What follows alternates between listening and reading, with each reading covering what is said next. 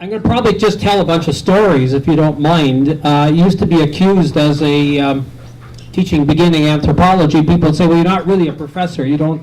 What you really do is just tell stories at 8 o'clock in the morning. Of course, you had to do that to keep people awake. So try to enliven the group of students that would sign up for an early morning class.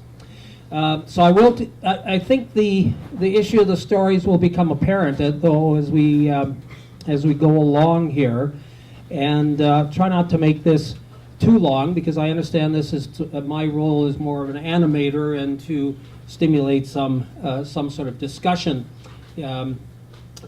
I had never really thought of cities much at all. I was being a sort of living in the country or small towns or whatever. And then the university I was at, there was a Finnish architect, that Professor Jacobson, who taught a course on urban design, and was really one of the first ones that I certainly had the opportunity to encounter. And I just would sneak in his classes at night and watch the slideshow and hear the discussion. And one of the things that he emphasized, one of his special interests, was the fact that this would have been in the earliest 60s, latest 1950s, I guess, earliest 60s. The growth of cities at that time were engulfing small communities. And small communities were being lost, sucked up into the city. And there was a great concern among individuals in these small communities as to trying to maintain a sense of identity, a sense of place that represented this small community. And so he would travel around and meet with civic groups and all sorts of other groups of people and try to have them pinpoint what was important to them, what made their community distinct and unique before the city of Atlanta had completely surrounded them.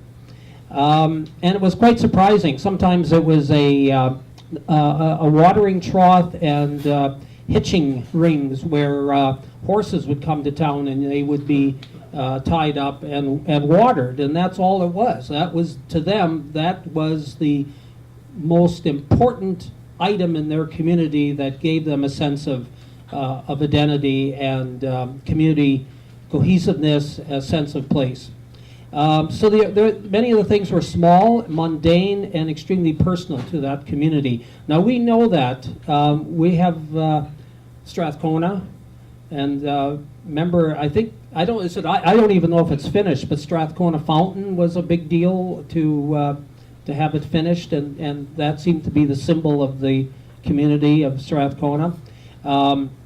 We have Jasper Place, we have Beverly, we have all kinds of other communities that were once separate little entities, and the city has expanded and incorporated them. And there is concern about the loss of what constituted Jasper Place or Beverly or whatever. And people are interested in trying to claim something that gives them a sense of cohesiveness, a sense of location, a sense of place.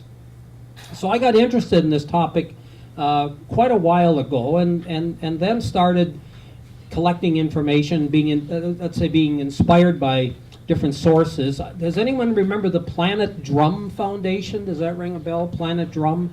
It was a group mainly out of the Bay Area in California that were very much involved with what became known as bioregionalism, dividing up North America into, instead of political units that we're familiar with, countries and states and provinces, it would divide it up along geographic boundaries that made climatic sense or topographic sense or ecological sense, such as Cascadia. You've heard of Cascadia, the new country that would include Northern California, Oregon, Washington, perhaps Idaho, certainly British Columbia, perhaps Western Alberta, things that drain into the Columbia River, making that one country. So I got very caught up in this, very interested in this kind of new geography that was being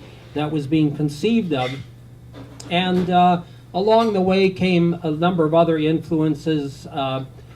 Gary Snyder, the poet and essayist, Stan Rowe, the ecologist, Aldo Leopold, the great conservationist, Wes Jackson, the famous plant breeder from Kansas that has done so much in making us reassess our relationship with the Great Plains, for example, and even people like Edward Chamberlain from the University of Toronto, whose book, If This Is Your Land, Where Are Your Stories? I love that title and I love that book. Beginning to look at the relationship of land and stories or comments or ideas, ideologies, whatever that go with the land. And so a lot of these influences sort of stewed away at me for a long time, and I decided probably in about the mid-50s to take my academic research in a slightly different direction. And started to work with the expansion of the Norse or the Viking populations across the North Atlantic, and the way in which they brought with them their technology, if you like, their subarctic farming technology, but also their ideas about the landscape, and the way they would reestablish those ideas and that landscape on fresh landscapes, on islands. So there was a pattern. You could leave Denmark or southern Norway where you had already a knowledge on how to use the landscape. You could then bring that knowledge to the Orkneys or to the Shetlands or the Faroes or to the Icelands or to Greenland, and perhaps make a futile attempt in Labrador and Newfoundland. And that quite fascinated me. And it was a continuation of prehistoric archaeology, and it gave me a good chance to look at the way in which cultures impact the landscape, the way they did it in the past. So I then trucked off to Norway, spent a sabbatical year there, and became completely infused with the what they call the Cultural Landscape School, which was developing in Northern Europe, and spent a lot of time with some of the Pomo archaeologists, the postmodern archaeologists that came out of London in particular, Cambridge, and so forth. And so it was a real education, a real learning, a really extraordinary learning opportunity for me. And I became very much involved with this issue of the cultural landscape. So back here in Edmonton, I had been teaching a course called Landscape and Culture, Anthropology 598, had the distinction, I think, of being the highest number other than a thesis topic. And I loved that course. That was just great fun. And it gave me a chance to do a lot of interesting reading, Barbara Bender's work out of London, and Chris Tilley, and so forth. So I taught that course on and off for a number of years. And I kept moving more. I became less prehistoric, and it became more historic as my understanding and knowledge grew, dealing with more contemporary issues or more modern issues. And one of the aspects about cultural landscape studies is, again, this issue of how do people map cultural values, cultural ideals. How do they map that on the landscape? How do they transform the landscape to exhibit their social cultural values? And we see this, we've had this experience in good old Alberta when the first ranchers came into southern Alberta. I won't say settlers, but ranchers, when they first came in. The first thing to do, of course, was to kill off the bison, a large ruminating herbivore, and replace it with a Hereford, a large ruminating herbivore. And so we just switched genera and essentially had a kind of a new way of looking at things. It didn't, with the bison running around, it didn't look like Devonshire, but with the Herefords, perhaps it did. And so we were doing it. We do this continually. Is for example, a friend of mine was denied tenure at the University of Arizona. He was working at the medical school, and he demonstrated that the city of Tucson, Arizona, had more pollen, what do you call them, allergens, than Indianapolis, Indiana had. And people were leaving Indianapolis because of the hay fever, right? And the industry was, you go to Tucson and settle because there's no hay fever. And Allen demonstrated quite the opposite, that Tucson is much worse for you than Indianapolis was if you had hay fever.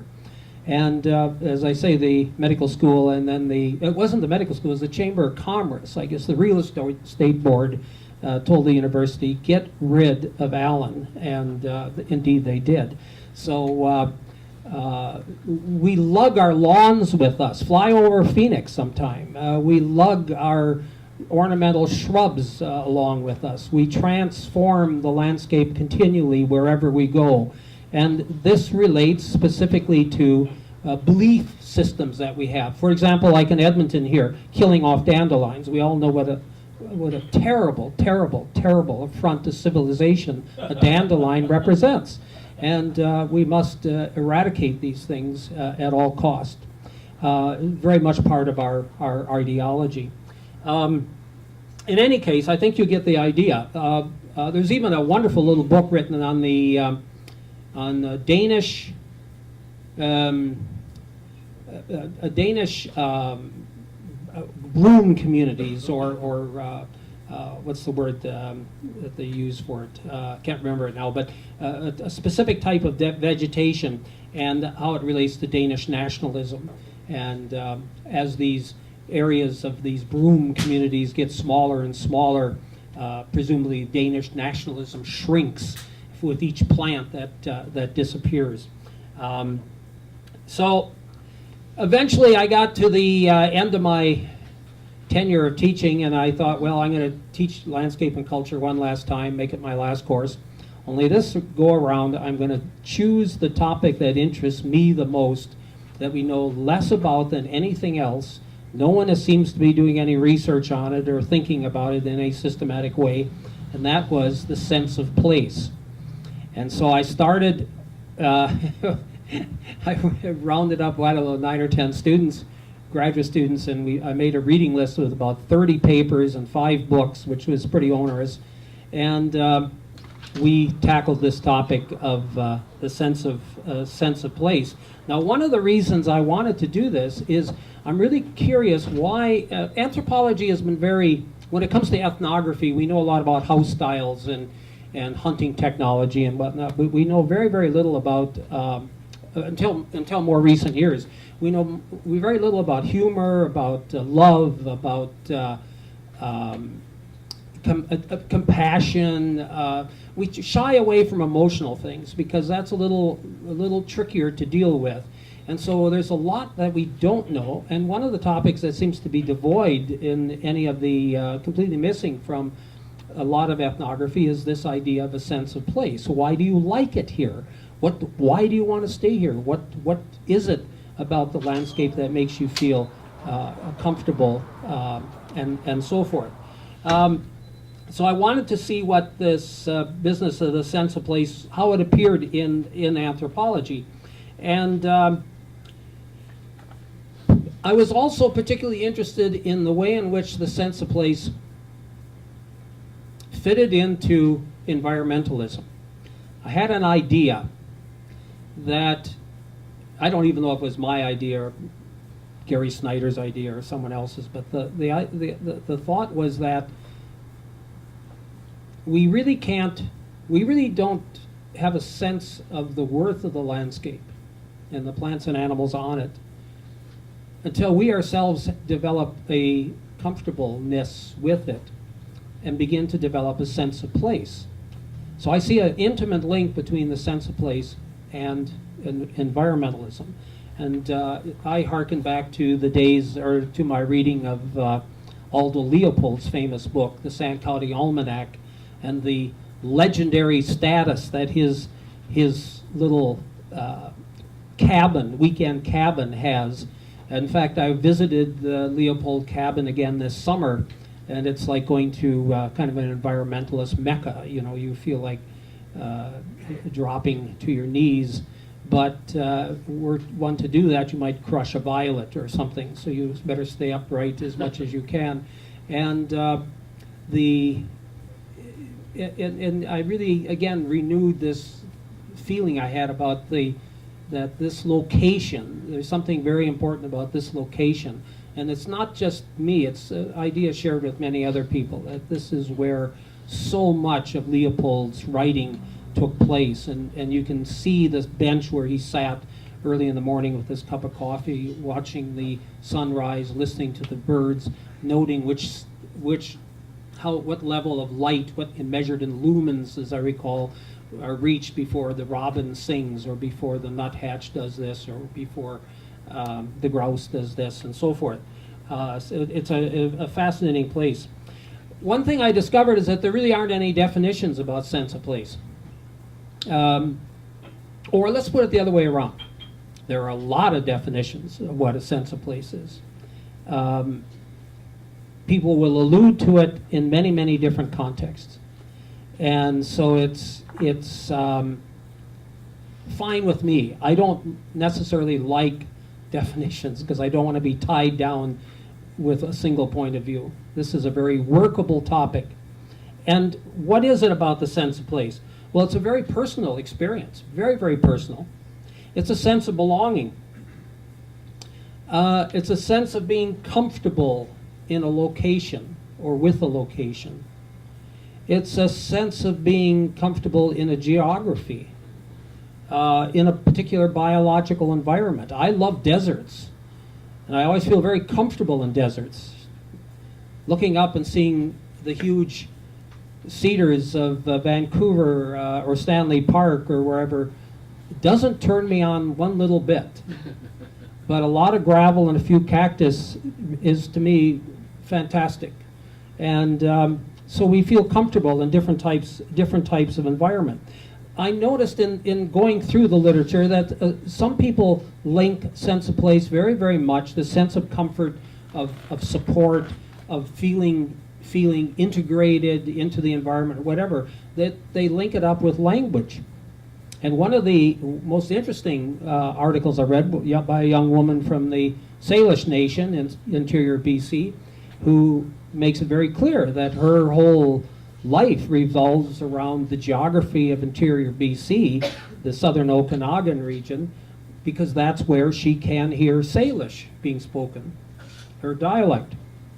Now, we appreciate that when it comes to Quebecois, French, in Quebec City, where a sense of place is clearly linked politically, ideologically, culturally, so forth, historically, to a language use. So it doesn't always have to be something geographic, ecological, tangible. It can be something such as a language. And I assume that some people might even consider a smell, a sense of smell. I remember standing in the bus in Norway and the little town I was in, and I always thought there was a lady somewhere around the bus stop who had burned the toast, and every morning she consistently burned the toast. And I couldn't figure out what was her family thinking. My God, Mom, you're burning the toast again, you know. And then I realized it was the local brewery that was changing the malt, or malting the barley, and that odor, that sense of burned toast, and that the brewery and whatnot. I said, this is a place I really like, because there's good beer here, and I don't have to worry about little old ladies burning the toast. That's what I mean, that some of these little triggers, language, something we hear, something we see, the smell on the wind, Gary Paul Nabaum talks about the desert smells like rain, and if any of you have ever been in the desert when it rains, you know that the desert smells like rain. And there's all these wonderful plants that exude all kinds of aromatic chemicals that battle one another in terms of chemical warfare, and it's something we smell, and it just triggers a whole bunch of thoughts and reactions and responses to this desert environment.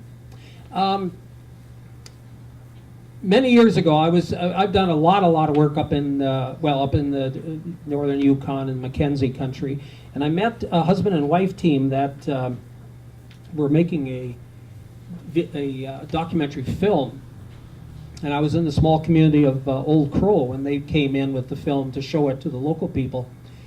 And it was a terrific film. What they had done is they had gone to fish camps. These are summer camps along the major rivers where salmon run. And they net salmon, and they dry salmon. And they were essentially talking about these summer fish camps. That was what they were documenting.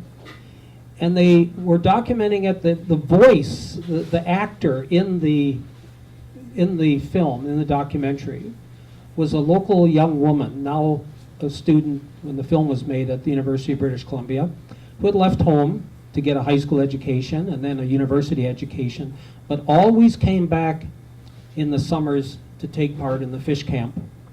Because it was in the fish camp, and her family, her kin-based family has been going there for generations, maybe for hundreds of years. And this was their spot on the river. And her grandparents would show up there, her maternal grandparents, aunts and uncles, and while they were butchering and cutting and drying the fish, there were stories that were continually being told by grandparents. And the stories were about why we cut the fish in this particular way, or what is the story of the male salmon versus the female salmon, or this particular bone in the fish elicits a story because it's the shape of another bone in a shoulder of a beaver or whatever, and it goes on and on and on. And all the while, you are learning how to be a Gwich'in. You are learning, she is learning, this young woman, through the stories, and she is acquiring the culture. She is learning the appropriate behavior, the appropriate responses, the appropriate obligations, the appropriate expectations, the knowledge that is necessary to become a Gwich'in person. So the fish camp, while it served to gather fish and dry them for winter food, particularly for dogs, that was that kind of mundane understanding of the fish camp. But there was another whole level of understanding, and that was the acquisition of your culture in a way that was linked to a particular place, and gave her a very, very strong sense of place. When I saw the film sitting there in the little log cabin, I tell you, I had tears running down my cheeks. I just felt totally overwhelmed by what it was she was saying regarding the location and the activity, the people involved, and the knowledge that was being transmitted. In 1965, I started working in the interior of Alaska, and we were working in a lot of the rivers, and we had we eventually we did a lot of walking, and we used a bush pilot once in a while, but eventually we would build great big wooden rafts and try to raft down the rivers on our own. Finally, this was nutso because we couldn't go back upstream. So we ended up coming into a village of Allakaket, and we contacted a man who was well known in the community, as an important figure in the community, as a trapper, a hunter, named William Williams. And William was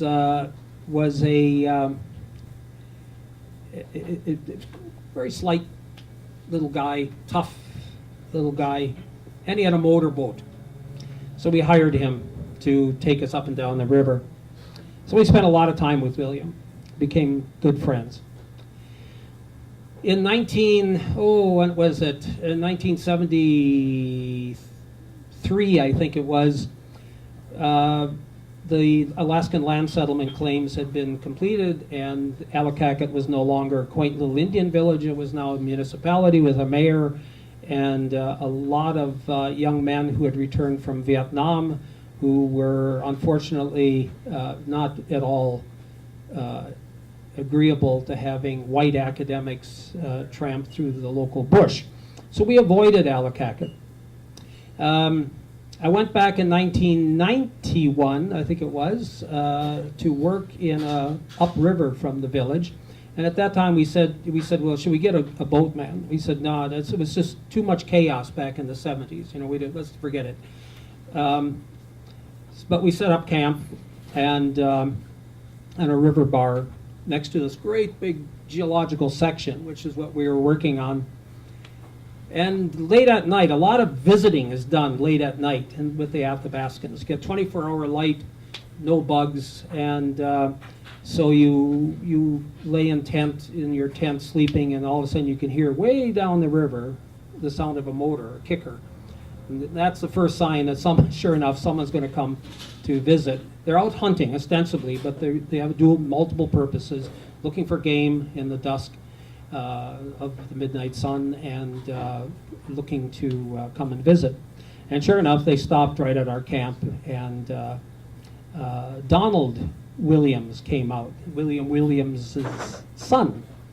And Williams, we talked about the family. How's your mom, Effie? How's Charlie? How's this and that? And he said who died and who didn't die, and oh, that's too bad.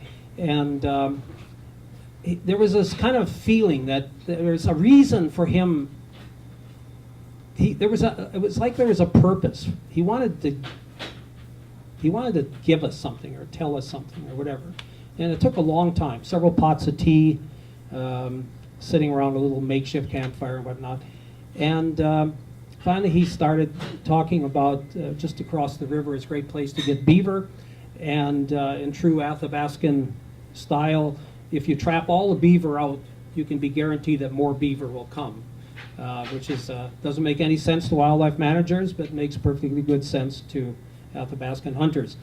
Then he started talking about our side of the river and the big bluff, and he said one time he and his dad, he wasn't there, but his dad and another old friend were boating up the river, and they saw a bear on the same bluff that we were looking at, a black bear. So they decided they were going to shoot it, go hunt it. And the bear saw them and took off behind the hill. And so William said, I'll go this way around, and to his friend, you go this way around, and we'll meet somewhere in the back, and certainly we'll get the bear. And sure enough, William went around the hill, and his friend started around the hill. And then on the back side of the hill, he met his friend.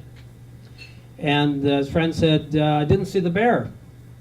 And William said, no, I didn't see the bear either. I'll tell you what, you keep going your direction, I'll keep going my direction. So they came down by the beach of the river, having gone all the way around the hill. And William said, well, it's too bad we didn't see the bear. You told me that, when I saw you, you told me that you hadn't seen him either.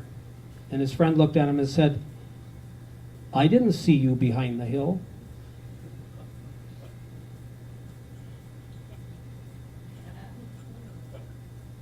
There's a belief among Kayakan Athabascans, very common among many Athabascan groups, that people can easily transmute into bears, and bears can transmute into people, usually someone who's recently deceased. This bear was very clever, and he changed shape and became the second hunter. And so who William was talking to was not his friend, but the bear imitating his friend. And then they got back together and compared notes and realized that the bear had totally tricked them, totally fooled them by becoming a person. And I'm sitting there realizing, it was extremely emotional to me, and probably still is, that what I was given was a gift. That Donald gave me a gift. Donald knew the landscape, and with the landscape come stories. And I should not be working there unless I am fully equipped. By that I mean have the stories, the appropriate stories, given to me. And when I do get the stories, now I am able to work there. I am now gifted. It's not the story he gave me. He gave me the landscape. He gave me that spot. He gave me that hill. He gave me the history of that place, where one and how one should trap beaver, where and how one could be tricked by bears, and so forth and so on. And you begin to realize when you start probing into the landscape, probing into the idea of a place, that the sense of place is very transcendental. The sense of place is not just a geography, it's not just a vegetation. It is a collection of history and stories, and I'll mention some other forms of communication that the landscape is imbued with, that if we're fully going to appreciate the landscape, this is what we have to know. These are the kinds of things that we have to know. Okay? Now, hold on. Now you want to know what we learned in the class. You're getting your mic ready, so I think I better hurry up. What did we learn in the class? Well, after going through a lot of material, we ended up talking about three things that we sort of concluded came out of the sense of place class. Three things. One, knowledge. Knowledge of place. Knowledge of place is extremely important. This is where a sense of place begins to develop, having knowledge of the place. Gary Snyder talks about it in terms of birds and bees. Robert Bateman, the Canadian painter, right? He has got a project called Know Your Neighbors. Is anyone ever familiar with that project? Trying to get kids to learn all about the animals in their particular area. What do you see out the window? What do you see when you go take the garbage out? When you walk the dog, can you maybe see a porcupine or whatever? Learn about the names of the animals that are in your area. Start at that level. Trying to teach the kids about a sense of place. Now, I would like to take this. I'll take this a little bit further. Some years ago, some of you know much more about this than I. Edmonton decided it was going to become a winter city, and winter city was going to be our thing. We were going to be happy with winter, proud of winter. And we were going to have all kinds of winter activities. And so I went to some of the meetings that were held at the City Hall concerning Edmonton as a winter space, or winter city.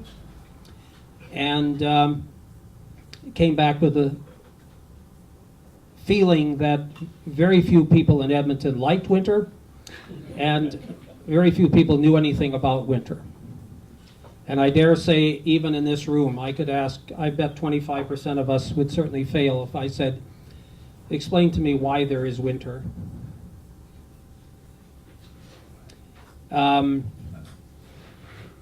Explain to me why animals can live under the snow. Explain to me why potholes occur. Explain to me why some people have, what do you call that, winter depression, or SADS. There's a host of things we could ask about winter. And you begin to realize that, you know, we don't really like winter. We would prefer Palm Springs or Mesa. That we have to drag ourselves kicking and screaming into some sort of winter thing. And so I approached the University Extension and made up to see about teaching a course on winter in Edmonton. Edmonton as a winter city. So that people could learn about winter. And I had lined up a bunch of experts in everything from engineering to animal ecology to art and music to medicine and so forth. I mean, why do we have flu in winter? People say it's because you live indoors. No, that's not true.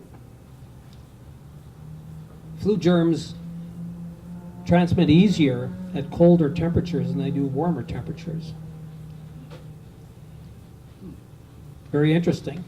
So the extension liked the idea, but of course you know what happened to the university budget, and the university extension and such programs went belly up. So we still don't really have very much knowledge about winter, and we still like to call ourselves, and apparently we have officially been acclaimed a winter city, even though it's without knowledge. Now I would think that if anyone really wanted to become a winter city, you should learn about and have a sense of place.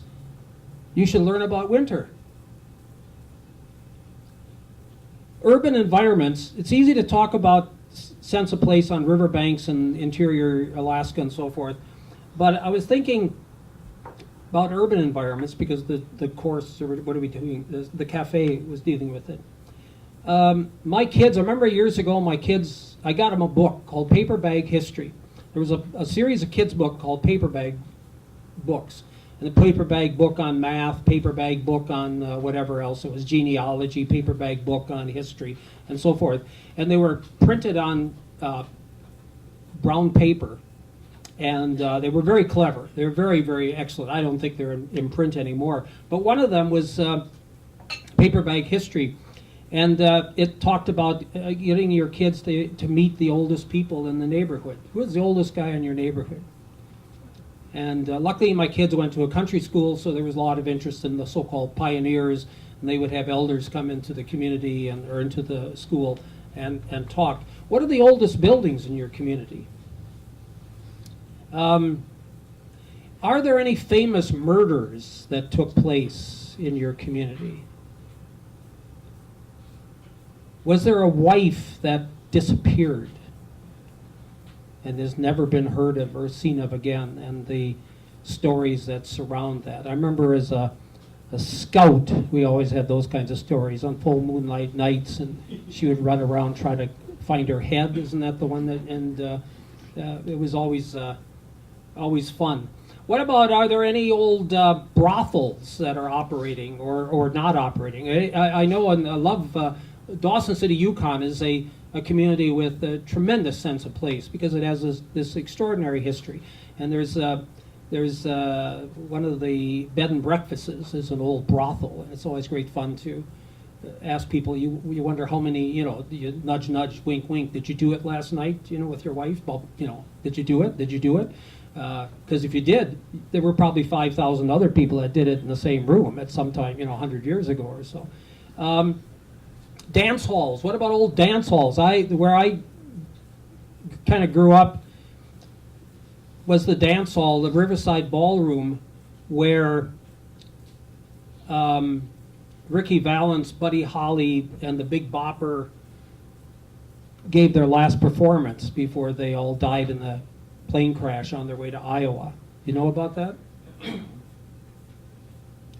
And that's pretty interesting to go there. It's like almost like it's a big deal. Can you find a spot, like if you lived in Chicago, I think it's Chicago, where John Dillinger was gunned down? Was anyone gunned down in Edmonton, any gangster or something like that? Can you find the hospital or the former hospitals or whatever where Alberta's famous eugenics were practiced. This is all part of our history. We, of course, we've become more familiar with that kind of history now with residential schools.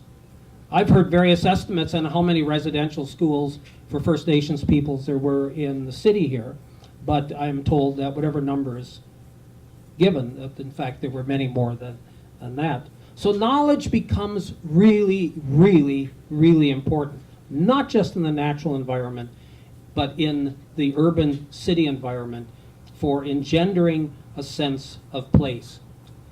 Second point, knowledge leads to ethical or responsible behavior towards that place. If we know something about a forest and how it functions, maybe we'll pay attention to saving it. Maybe we'll pay attention to monarch butterflies. And I noticed that this summer traveling, and in the spring traveling back to the US to visit relatives, all kinds of little communities all over are building butterfly gardens, planting milkweed, which up to this point was seen as a noxious weed to be eradicated. And they're doing so in order to encourage the reproduction of monarch butterflies. And I did notice in my Nature magazine that it does appear that monarch butterflies have actually increased a bit, apparently, in population. We could save a historic building, and thank God we have a few people in Edmonton who have gone out of their way. I take my hats off to Shirlene Smith and all the work that she did in the Oliver area to try to preserve some of the old homes that were being slated for destruction. Thinking back a long time ago, don't forget a building as lovely as the La Marchand Manor was slated to be torn down by developers. And the Tegler building, I think Tegler did get torn down, did it not? We preserve languages. We may want to preserve a language. We may want to preserve a stunning view. And look at all the kerfuffle over the viewing platform on the Saskatchewan River in the Jasper Park, where they built the cantilevered viewing platform over it. So knowledge leads to ethical behavior, ethical responsibility, and this is where I see the environmentalism coming in, that the sense of place is necessary for environmental. And by that I mean not just birds and bees, but social and cultural artifacts as well. Then the last thing we learned of the 3 points that were key was the idea of communication. Communication by essay, by poetry, by film, by music. I think of Murray Schafer, one of my very, very favorite composers, and his World Soundscape project. Storytelling, a form of communication, critically important in developing and transmitting from one generation to another, from one person to another, the sense of place. What do we know, let's say, about Strathcona? What can you tell me about the old armory and its history? And can I tell the kids who use it as a hostel what that history is? Would it make any difference? Because maybe it gives them more appreciation for where they're staying and could be then transmitted to the next generation. So we preserve the building, we preserve its function. We have a sense of responsibility for its environment and the meaning. Those are the 3 things that sort of evolved out of the class. I also was quite taken with the work of a guy named Ian Simpson. Now, Ian Simpson, I think it is Simpson. He was an English professor in upstate, as I recall, upstate New York, and he was very interested in John Muir, the environmentalist. And he decided he was going to go back to Scotland, where the Muir family came from before they immigrated to the United States, and he was going to try to capture the environment that Muir and his family came from. In the process, he discovered his own Scottish heritage and his own links to Scotland.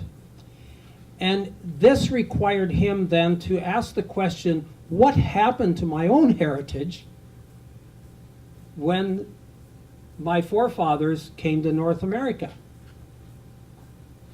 And he began to realize what the immigrant experience was and why North America, in comparison to Scotland, is so devoid of a sense of place. And he began to ask about what he called, the word he used was patina. And he talked about things that are old cities, like say Edinburgh or whatever, as having assumed a patina, a weathering, a grime. You know, like someone has touched the same wooden handle for 500 years, and it has a combination of sweat and peanut butter and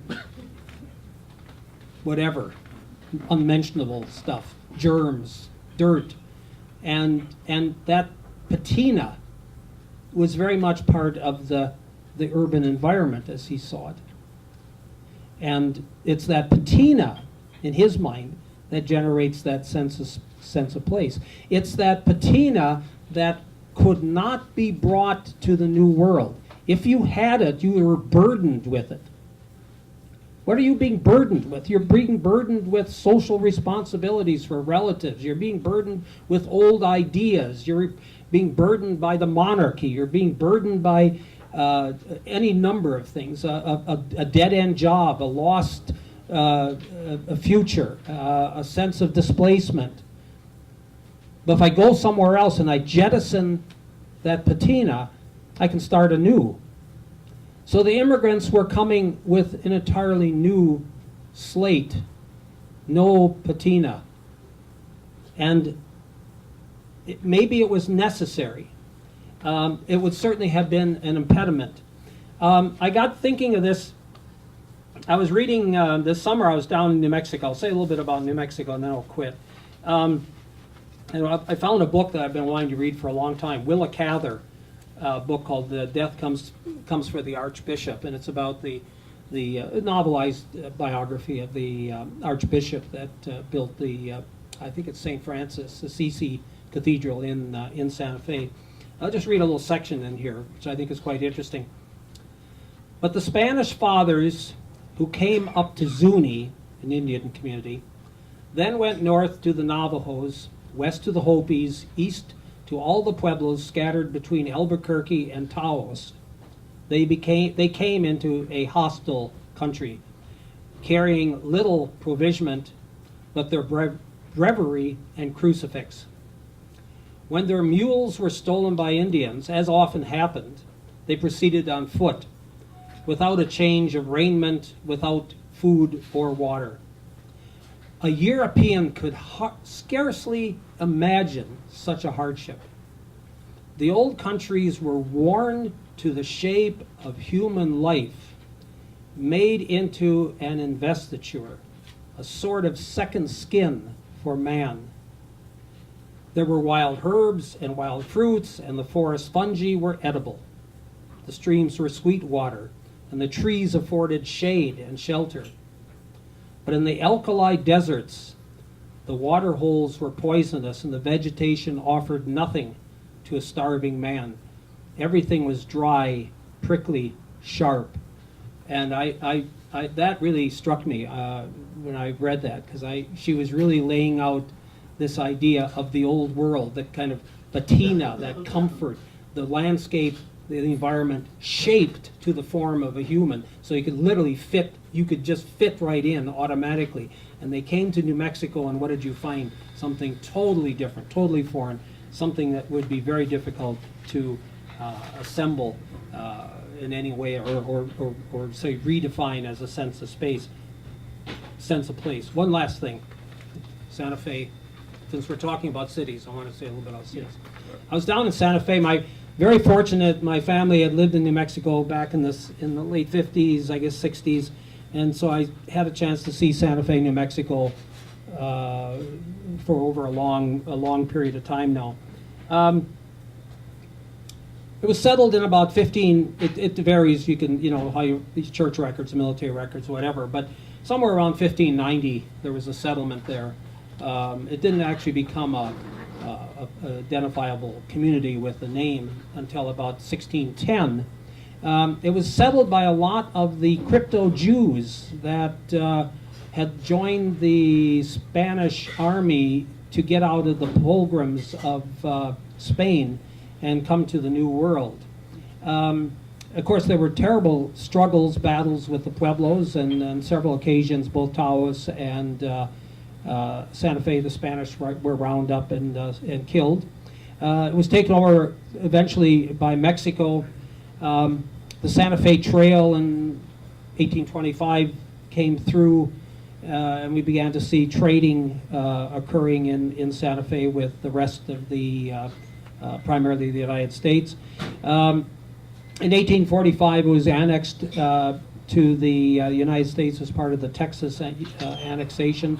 The Santa Fe Railroad came through in the 1880s, and the Santa Fe Railroad was extremely important in bringing artists and writers to Santa Fe. You could hop on the train in New York City, end up in St. Louis, get on the Santa Fe, and head to Santa Fe, New Mexico, and get off there, and it very quickly became a center for artists and writers. George O'Keeffe, for example, regularly took her summers in Santa Fe. It became the state capital in New Mexico in 1912. There evolved something called the Santa Fe style, and then you can buy all kinds of books and take courses on Santa Fe interior design. It's a great place for fashions, the so-called Santa Fe fashion and jewelry. There are colleges there. The St. John's University, the Great Books University, has one of their campuses now in the West Campus in Santa Fe. There are research centers and, of course, think tanks. Places like the Los Alamos Laboratory are only a few miles away. There's a wonderful Santa Fe Opera. There's a chamber music festival. There's Southwestern or Nouveau Southwestern cooking. There are at least 3 cooking schools that you can study the New Southwest cooking in. It's the 3rd largest art market in the world. New York, Los Angeles, Santa Fe. The 4th, I think, is Verona. It has a unique architecture. No building can be built, I think, taller than 2 stories, and all buildings should be built in Santa Fe adobe style.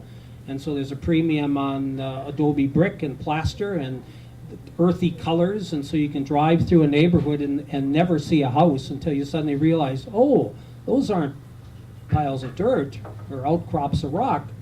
Those are houses. There are art markets. They have the world's largest Hispanic art market, First Nations art market, international art markets. It is a place of very powerful sense of place. People go to Santa Fe and they are quite taken. Has anyone here been to Santa Fe? There you go. You're quite taken with the place. It really is right away. There is that sense of patina. You can walk by the governor's palace and realize, oh my God, there's been a building here since 1600. That's 400 years. Santa Fe just had their 400th anniversary. So it differs from Lloydminster.